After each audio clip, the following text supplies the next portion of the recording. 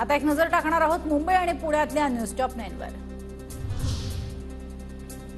मुंबई म्हाडाच्या सोडतीत उच्च गटातील महागड्या घरांचा समावेश नसण्याची शक्यता। उच्च गटाच्या घरांना मागणी नसल्यानं म्हाडा प्राधिकरणाचा विचार।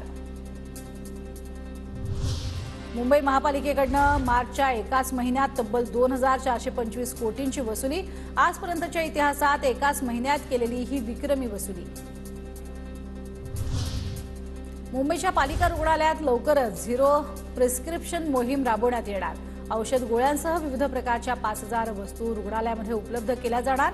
रुग्णांना सर्व वैद्यकीय सेवा मोफत मिळणार।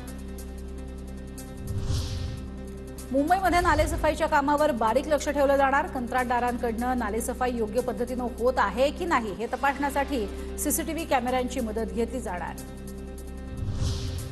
मुंबईच्या तलावातील पाणीसाठा 30% खाली। पुरवठा 31 जुलैपर्यंत राहील एवढाच पाणीसाठा। मात्र 11 जूनला मान्सूनचं आगमन होण्याची शक्यता असल्यानं पाणी कपात नाही।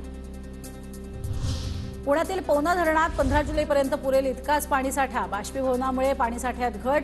पावसाळा लांबल्यास पाणी टंचाईची शक्यता। गॅन्ट्री बसवण्यासाठी मुंबई पुणे द्रुतगती मार्गावरती आज आणि उद्या ब्लॉक। मुंबईहून पुण्याकडे जाणारी वाहनं जुन्या मुंबई पुणे मार्गावरून वळवणार। पिंपरी चिंचवडमधील प्रदूषण कमी करण्यासाठीचे प्रयत्न सुरू। मात्र यंत्रणा अद्यापही सुरू नाही। 3 महिने उलटूनही यंत्रणा चौकात तशीच उभी। पुणे शहरातील धोकादायक वाड्यांना महापालिकेच्या नोटिसा। महापालिकेकडून जुने वाडे आणि धोकादायक इमारतींचं सर्वेक्षण पूर्ण। पुणे शहरात एकूण 141 धोकादायक वाडे।